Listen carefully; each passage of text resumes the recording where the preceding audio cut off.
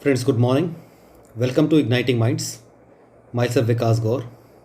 In this intro video of communication skills, we will give you a glimpse of our teaching methodology and the content.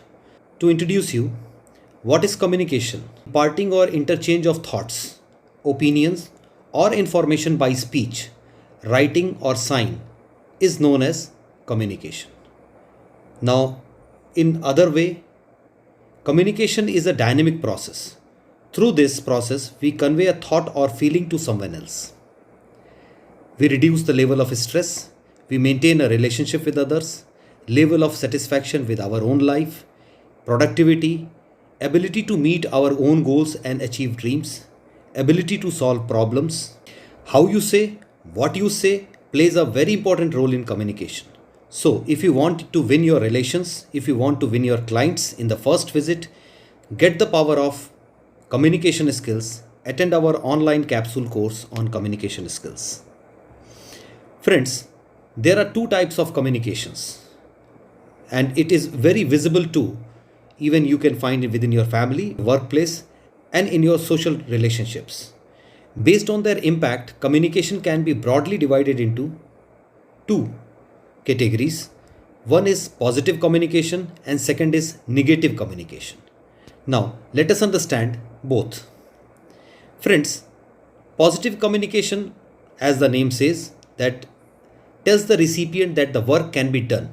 If somebody is coming to you and saying that I can do this work, now this is a positive communication.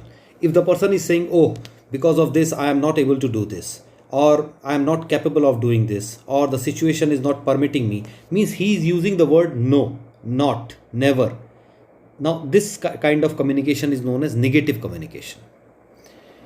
Second is, the positive communication always suggests alternatives and choices available to the recipients. Now, if somebody is coming to you that, yeah, I understand that the problem is big, but yes, there are alternatives. There are different choices. You can either go for this or you can go for this. Now, this is again a positive communication. If the person is blaming someone, trying to create a hindrance, then that kind of communication is a negative communication.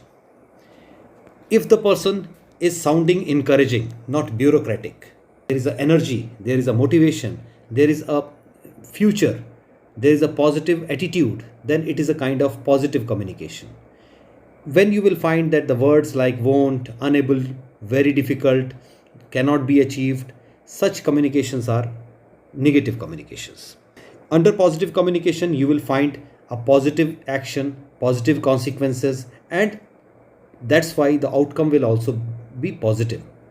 In negative communication, you will find that there is no stress on positive actions and there is always a sense of negativity. Which one you are going to prefer?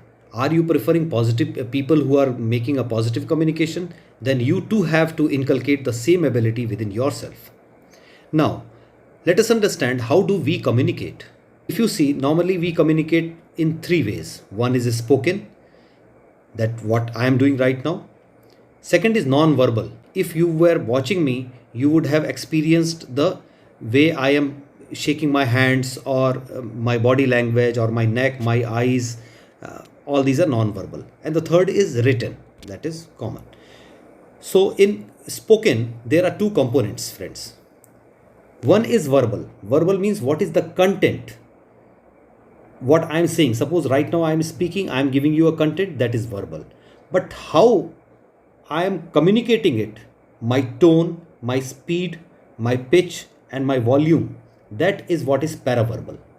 And in non-verbal, non-verbal means mainly gestures, body language that accompany your words. Some examples are folding the arm across the chest, or when you are presenting something on the dais, you should have a very positive body language. You should not hold your hand tightly, you should let them free. Action speaks louder than words. And the last one is written communication.